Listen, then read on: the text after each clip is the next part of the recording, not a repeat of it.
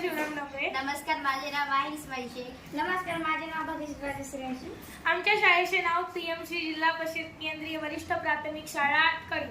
आज आम्ही एक प्रयोग करणार आहोत. प्रयोगाचे नाव आहे सूर्यप्रकाश हा 7 रंगांनी बनलेला आहे.